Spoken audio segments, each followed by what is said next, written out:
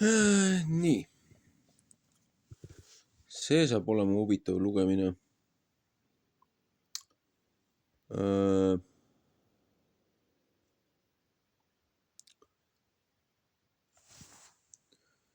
Linda Alsobruk-Landre.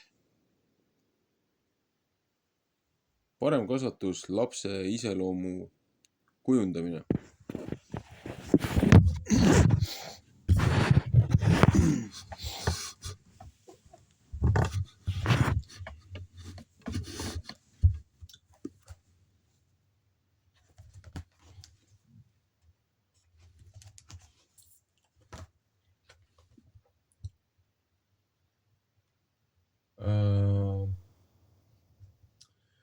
Originaaltiitel Upright Character for Kids 2012 Tallases USA-s. Tõlkija Enn Veevo, toimetaja Anneli Veevo 2021 Eastern European Mission Perfecta Strasse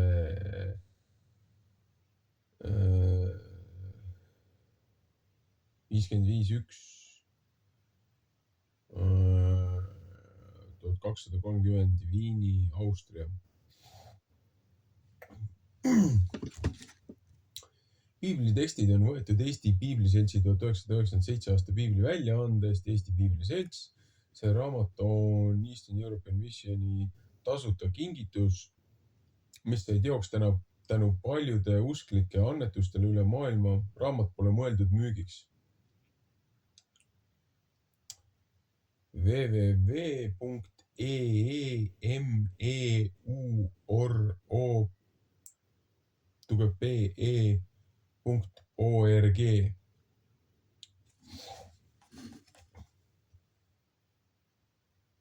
Esur 5.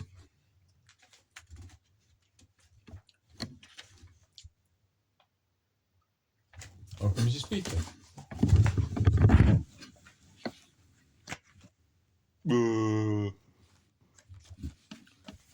Nii. 200 lehekülge. Nojah.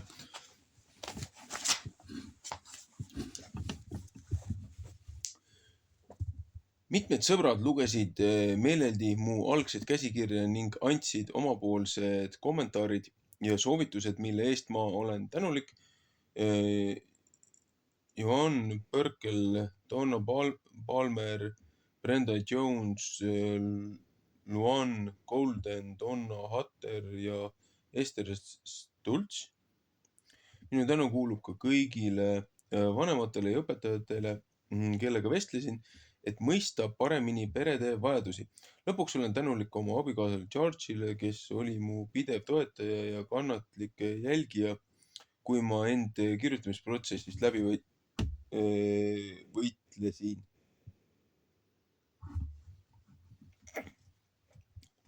Need 3 last julgustasid mind kirjutama oma unikaalsete talentidega. Muutsid nad selle pereprojektiks. Elisabeth aitas mul moodsa lapsevanemana vaatepunktist vaadata sisu. Jonathan tegi professionaalse pilgu läbi loova kujunduse ja küljenduse ning Steven lõi kaanekujunduse ingliskeelse versiooni jaoks, mis annab visuaalselt edasi minu olulist sõnumit vanematele. Algjärgnevalt tema mõtted illustratsioonist.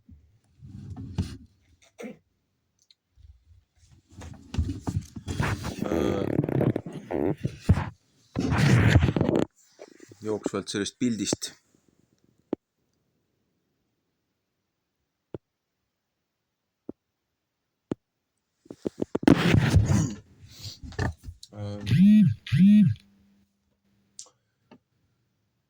Taustaks on päikesetõusu aegne taevas.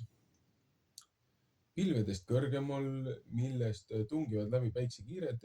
Trepp on osa kodu interjöörist, kujutades kodu. See on hõljuv ja peaaegu kalduv ning nagu vanemluse astmedki kaovad, jättes alles vaid õpitu. Keerdtrepp juhib silma tagasi keskmesse, peenelt vihjates vaimsele kasvule ja DNA kaksikspiraali kui perekondliku põlvnemise sümbolile. Trepi väline serv läheb üle kaane serva, kutsudes lugejat raamatut avama. Laps istub alumisel trepiastmel kaasamist ja motiveeritust kujutavas poosis. Üks jalg toetab, teine on tõstetud otse, kui üritaks ta teha esimest sammu, meenutades samaga isa poosi. Üks käsi sirutab veel ühendust loomata isa välja sirutatud käe poole, kuni kaks kätt sobituvad omavahel või kui võti lukku hakub. Samuti on siin viide Michelangelole. Isa kuju on kui sild keskse figuurina, pannes rõhu isa positsiooni vajadusele perekonnas. Ta on põlvitavas poosis.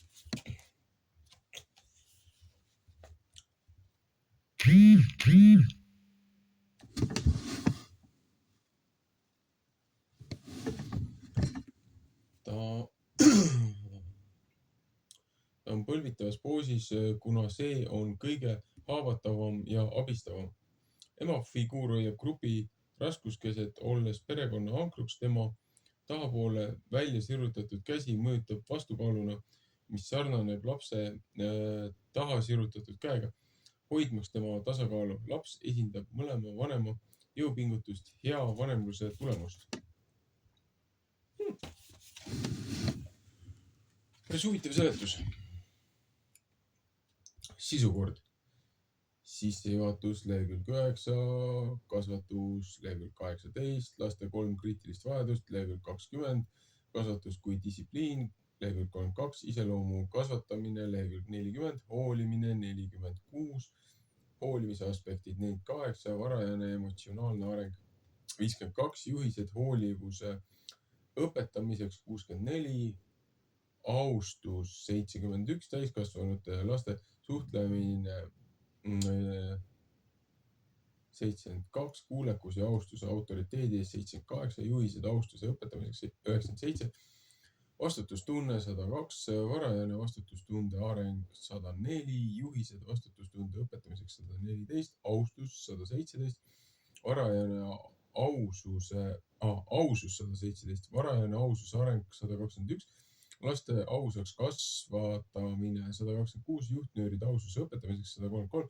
usaldusväärsus 136, usaldusväärsuse aspektid 137, varajane usalduse arendamine 141, juhised usaldusväärsuse õpetamiseks 147, julgus 150, julguse aspektid 151, julguse varajane areng 154, strateegiad laste hirmude haldamiseks 167, õiglus 173, õigluse aspektid 173, õigluse varajane areng 177, juhised õigluse treenimiseks 182, lootus 185, vaimuliku lootuse arendamine 186, lootuse kasvatamise lastes 191, tegevuse imestamise ja lootuse õpetamiseks. Tegevused imestamise ja lootuse õpetamiseks lehekülg 194, lõpumärkused lehekülg 198, allikad lehekülg 199.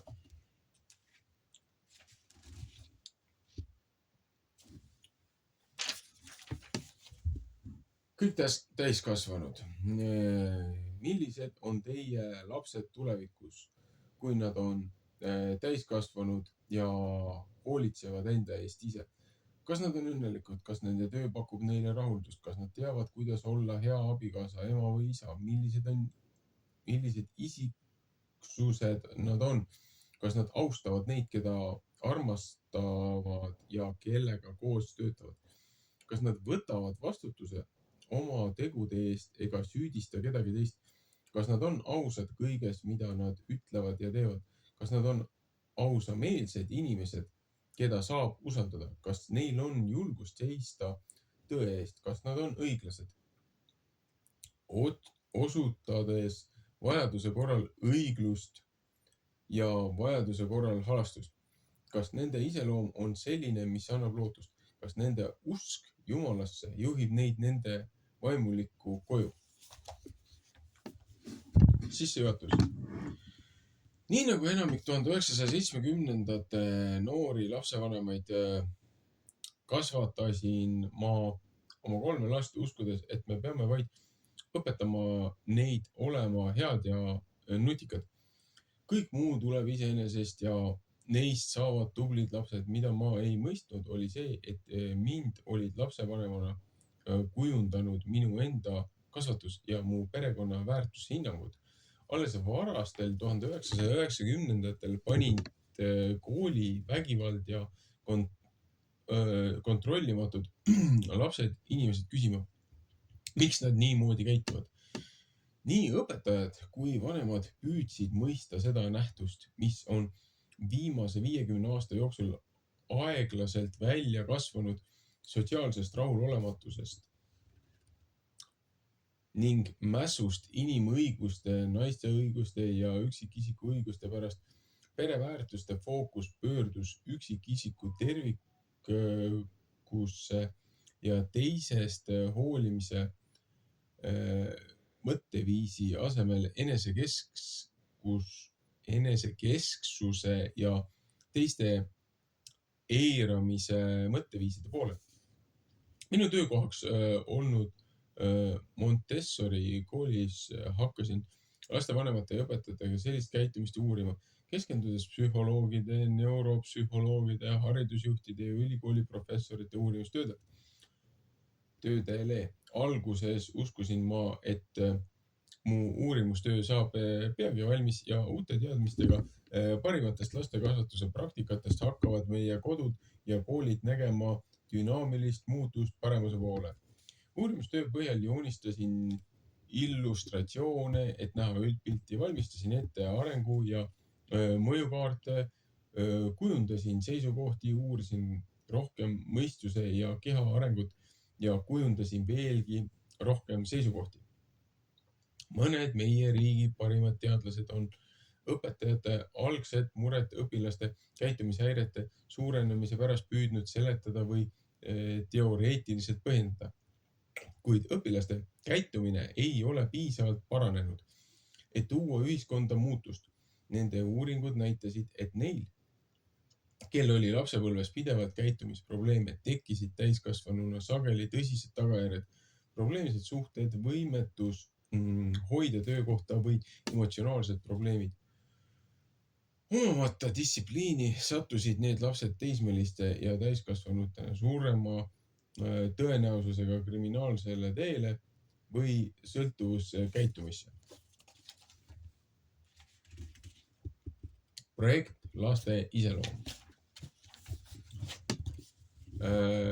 Suure hulga materjalide küsitluse ja intervjuude põhjal olin valmis tooma esile mõned kogenud probleemide põhjused. Näis, et õpilaste peredes ja klassides sellise kaose põhjustanud käitumishäiretele oli mitmeid põhjusi.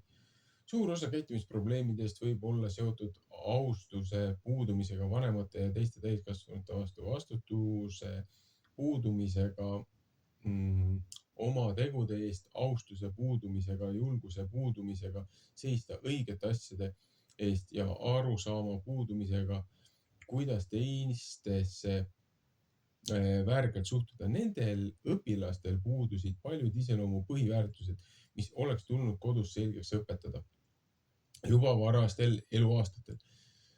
Soovisin luua projekti, mis teavitaks õpetajaid ja lapsevanemaid sellest, kui tähtis on õpetada lastele algsest peale neid iseloomu omadusi, mis aitavad neil saavutada edu. Pärast seda, kui 1999 aastal anti välja raamatu Character for Kids, laste iseloom, korraldasime meie Montessori kooli ja Venemaal Vologradi pedagoogika ülikoolis õpetajatel seminari. Varasem koostöö Vologradi ülikooliga andis võimaluse uurida iseloomu arendamist teistsuguseks kultuuriks. Meie esimese 3-päevase seminari auditooriumi Venemaal täitsid kõikide teaduskondade töötajad ja üliõpilased viimase võimaluseni. Materjal võeti nii hästi vastu, et juhtkond palus meil korraldada nii palju seminare, kui me suudame. Nende ainus mure oli, kuidas valida osalejaid. Peatselt peale esimest seminaride aastat moodustasid üliõpilased iseloomu arendamise üliõpilasliidu CDSA ja alustasid oma kuulsaid projekte. Need projektid demonstreerisid pühendumist iseloomuprojekti, aga ka nende endi iseloomu arendamisse. Nad organiseerisid projekte, et teenida kogukonda, parandada sotsiaalseid tingimusi ja näidata headust. Nad korraldasid ülikooli fuajees küpsiste müüki, et osta puuvilju, maiustusi ja koolitarbeid ning finantseerida teisi projekte. Nad organiseerisid külaskäike lastekodudesse ja erivajadustega lasteasutustesse, et lapsi õpetada või viia neid majast välja või korraldada mänge selleks, et luua isiklik kontakt inimesega, kes neist hoolivad. Ülikooli linnakus korraldasid liidu liikmed kampaania suitsetamisest loobumiseks, pakkudes sigarettide vastu õunu. CDSA üliõpilased külastasid sõjaväehaiglas Tšetšeenia sõjas vigastada saanud sõjaväelasi. Nende heatahtlikkus pälvis organisatsioonide juhtide ja töötajate tähelepanu, andes üliõpilastele võimalusel rääkida oma soovist muuta ühiskonda. Õppejõud soovisid rohkem seminare, mis abistaks neid õppetöös. Nii me kirjutasime ja esitlesime edasijõudnud seminare, mis käsitlesid iga iseloomujoont süvendatult. Praeguseks on valmis 7 edasijõudnute seminari: suhtlemine, klassiruumi distsipliin, klassi koosolekud, konfliktide lahendamine, lapsevanemate ja õpetajate osalemine, juhtimine ning õpetamiseks valmistumine. Volgoradi riiklik pedagoogikaülikool on olnud meie projekti lapse iseloom jaoks näidisülikool ja pälvinud tunnustuse kogu regioonis. Spetsiaalne koolitus kogu ülikooli stuudiumi jooksul valmistab CFK koolitusega õpetajaid ette mainekatele töökohtadele. Neid õpilasi mitte ainult ei palgata tööle juba enne ülikooli lõpetamist, vaid neile makstakse tänu nende uuenduslikele õpetamisoskustele ja iseloomule ka kõrgemat palka. Lapse iseloomu projekt jätkab kasvamist, sest seda esitatakse ka teistes riikides. Alates algsest tutvustamiskohast Venemaal on seminar kutsutud Leetu, Eestisse, Ukrainasse ja Ungarisse. See on protsess, mis kestab aastaid, enne kui näeme väärtuspõhise ühiskonna tulemusi rahvusvahelisel tasandil. Kuid me oleme pühendunud nii õpetamise kui ka osalemise seisukohalt, et informeerida vanemaid ja õpetajaid sellest, kui tähtis on lastele koolitamine algusest peale. Uus raamat vanematele. Raamat on kirjutatud selleks, et anda vanematele õpetajatele ja teistele, kellel on vastutus meie laste elude eest, teadmised, kuidas kasvatada lapsi heade moraalsete väärtustega, mis juhivad neid kogu ülejäänud elu. Kuigi paljud vanemad ja õpetajad soovivad, et nende lapsed oleksid lugupidavad ja vastutustundlikud, ei pruugi nad teada, kuidas lastes neid ja teisi iseloomujooni kasutada. Ent ette valmistades hea vanemluse põhimõtteid rakendades saame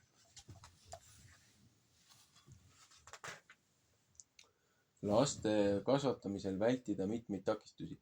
Alati on lootust saada kõrvale kalduv käitumine kontrolli alla, kuid probleemide kõrvaldamine võib olla emotsionaalselt, füüsiliselt ja ka finantsiliselt palju raskem.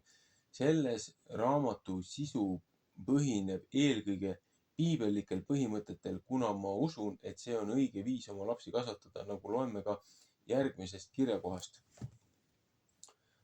Kogu pühakiri on Jumala sisendatud ja kasulik õpetamiseks, noomimiseks, parandamiseks, kasvatamiseks õiguses, et Jumala inimene oleks täiesti varustatud ja valmis igale heale teole. 2 Timoteuse 3:16-17.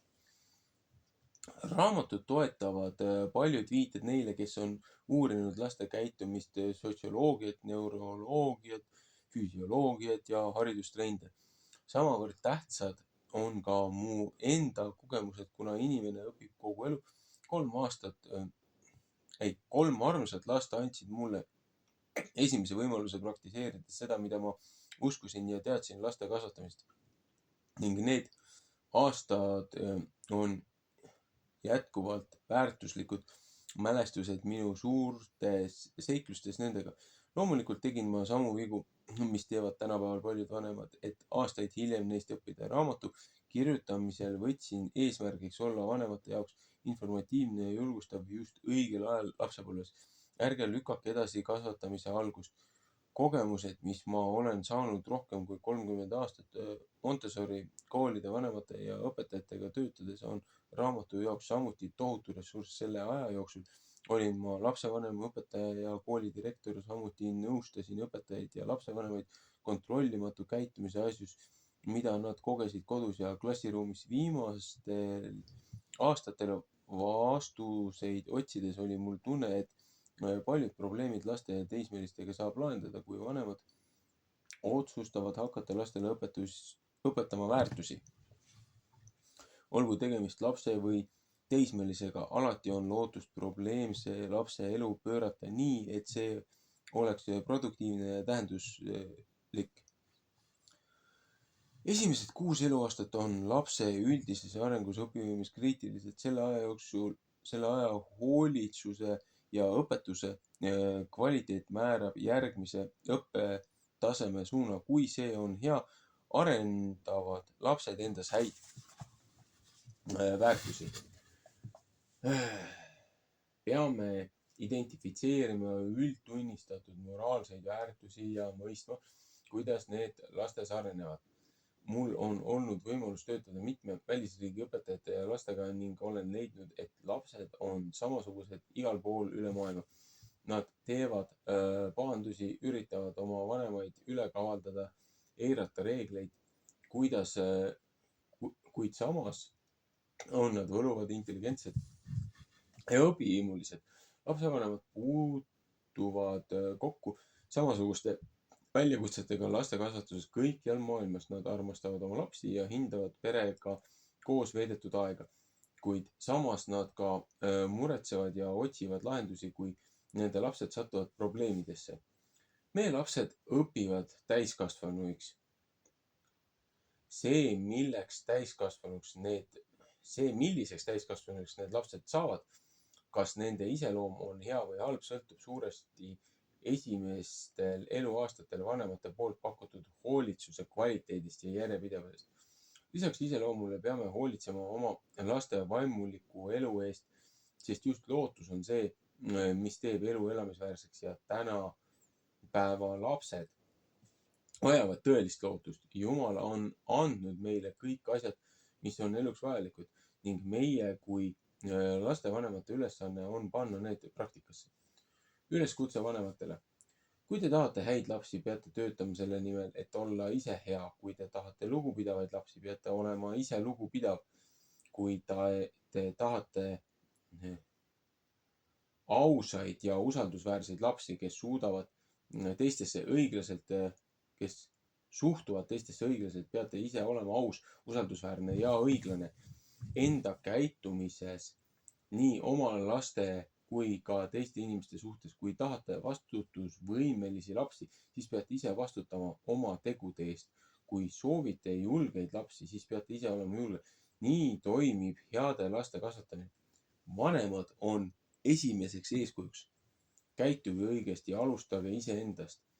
See ei tähenda, et vanemad peaksid olema ideaalsed, küll aga tähendab, et vanemad peavad võtma tõsiselt seda, millist mõju nad lastele avaldavad ja püüdma alati teha seda, mis on õige nii enda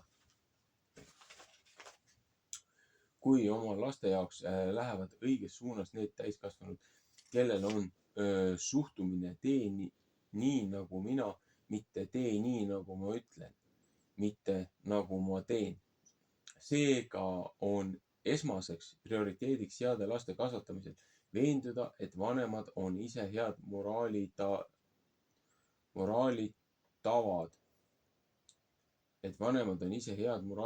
omaks võtnud. Siis võib meie töö lastega alata. Kui te loete, kuidas lastes head iseloomu arendada, võite ära tunda jooned, mis teie enda iseloomus puuduvad. Julgustame teid elama nende väärtuste järgi, mida soovite näha oma lastes. Hankige teadmisi, mida te teate laste kasvatamisest. Ema armastus ja isa armastus on samaaegselt nii hell kui ka võimas. Järeltulija eest hoolitsemisel ja kaitsmisel, kuid kasvava lapse juhatamiseks on vaja ka teadmisi. Algselt toimus laste eest hoolitsemine ja nende vormimine kodus, kus mitu põlvkonda elas koos või üksteisele piisavalt lähedal. Nii sai üksteiselt õppida ja oli ka piisavalt võimalusi tegevuse kaudu armastust ja distsipliini jälgida. Vanemad ja kogenumad sugulased olid lähedal ja teadsid, mida teha, kui laps on haige, sattus raevuhoogu või tabati valelt. Distsipliin oli tähtis ja seda oodati ka vanematelt laste suhtes. Paraku tänapäeval ei ole paljudel vanematel lähikonnas elavad suuremad pered ega seda eelist, et nad saaksid loota neilt nõu ja juhendamisest. Värsked lapsevanemad võivad tänapäeval ekslikult arvata, et laste kasvatus tuleb loomulikult ja öelda, me lihtsalt teame, mida teha, kui laps kasvab. On tõsi, et raseduse ja sünnituse ajal tekivad loomulikud instinktid, mis jõuavad ema ja imikud esimestel elupäevadel ja kuudel. Need instinktid või tungid tagavad eelkõige ellujäämise ning sideme tekkimise ema ja imiku vahel. Me õpime neist instinktidest hiljem laste eest hoolitsema ja õppe käigus. Lisaks instinktiivsele hoolitsusele toetuvad värsked lapsevanemad omaenda kasvatusele kui eeskujule või lähikonna teiste lapsi kasvatavate täiskasvanute kogemustel, kuid varasemad kogemused ja enda kasvatus võivad olla kas head või halvad. Seetõttu on oluline võtta hindamise aluseks kas muu vanema lapse suhe või distsipliini või karistuse mõjud.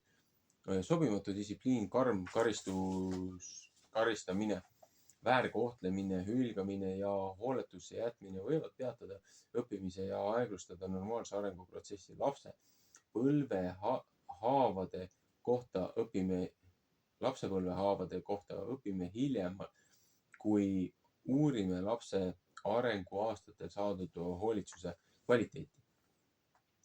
Niisiis, kust saavad vanemad teavet laste eest hoolitsemise kohta?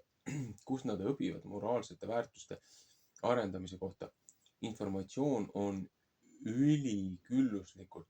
Kool, kogukondlikud seminarid ja töötoad on heaks allikaks, kust õppida normaalse arengu kohta ning need käsitlevad sageli riskilaste arenguprobleemi. Internet toob meile informatsiooni üle maailma, kus igal teadusala eksperdid on uurinud ja kirjutanud raamatuid ning artikleid, mis aitavad meil kasvatavat last mõista. Neuropsühholoogid kasutavad keerukaid seadmeid kehaorganite analüüsimiseks, et paremini mõista, kuidas lapsed arenevad ja õpivad. Vanemad peavad ära kasutama tohutuid teaberessursse, et olla valmis oma lapse kasvu iga etapi jaoks. Siin on mõned vanematele mõeldud küsimused. Kas te teate, kuidas hoolitseda imiku eest, koolilapse eest või teismelise eest? Kas te teate, mida oodata normaalse kasvu ja käitumisena igas arenguetapis? Kas te teate, mis on distsipliini ja karistuse erinevus? Kas te mõistate distsipliini eesmärki ja sobivaid distsipliinlikke iga vanusegrupi jaoks? Kas te saate aru, kuidas lapsed õpivad? Kas te saate aru oma rollist perekonnas ema või isana? Need küsimused peaksid motiveerima vanemaid valmistama end ette selleks, et nautida laste poolt perre toodud õnnistusi. Selmet võidelda kasvavate probleemidega. Alustage, ärge oodake murete saabumist.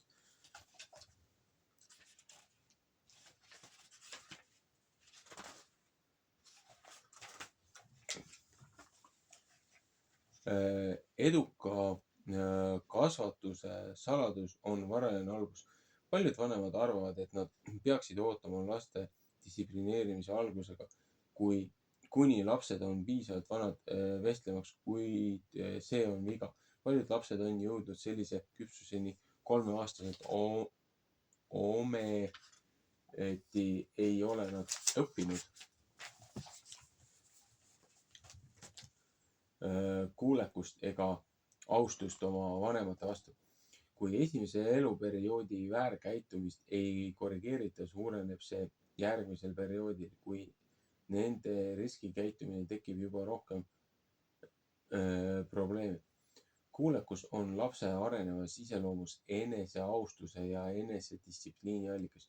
Iga käitumine, suhtumine ja tegevus, mida soovite oma lastes suuremana näha, peab saama alguse siis, kui nad on alles maimikud.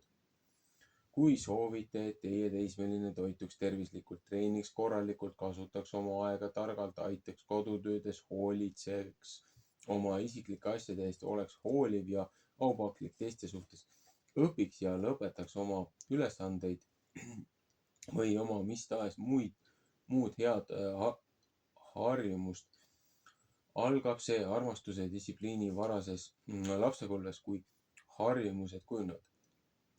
Vastupidine, distsiplineerimatu laps tekitab peredes frustratsiooni, kaost ja ebastabiilsust, sest siis on nii laps kui ka vanemad kontrolli alt väljas. Kui last pole varases arenguetapis õigesti juhendatud, siis on selle tagajärjeks tülitsemine, karjumine, üksteise süüdistamine. Teisest küljest, tehes õigeid asju õigel viisil ja õigel ajal, saame tulemuseks õige käitumisest, distsipliinist ja karistuse rollist räägime järgmises peatükis. Kui arutame, mida koolitamine tegelikult tähendab. Vanemad soovivad, et nende lapsed teeksid nendega koostööd ja oleksid neile kuulekad, kuid nad lihtsalt ei tea, kuidas sellist tulemust saavutada. Nautige, vanemlusel on omad õnnistused. Laste kasvatamine on töö, kuidas see võib olla ka nauditav ja rahuldust pakkuv. Vanematele on kaasa antud soov armastada ja nautida oma lapsi nende kasvatusaastate vältel. Vanemate ülesanne on mõista vastutust ja teha sellest hea kogemus. Eostamisest sünnini, mitte millestki kõigieni. Sõltuvusest sõltumatuseni on inimlaps ime, kelle saatus on suuresti teie käes. Mõelge lihtsalt kõigile vanemluse eelistele. naeratusülesandega toime tulemisel uhke lapse hääl, ma sain hakkama, ise tehtud kingitused ja telefonikõned, mis lõpevad sõnadega ma armastan sind. Magama mineku rituaalid, telkimine, hilisõhtused, teismeliste jutud, kodune perekondlik side, turvaline koht, kus olla, rasked ajad, millest koos läbi tullakse, tingimusteta armastuse, lohutus ja rõõm.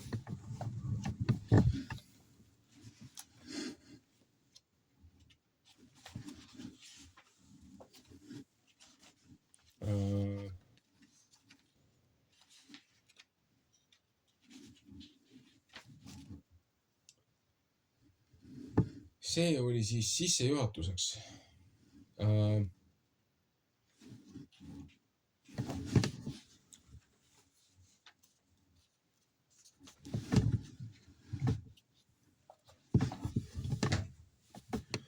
Väga huvitav lugemine, aga praegu teeb väikse pausi ja jätkab teinekord.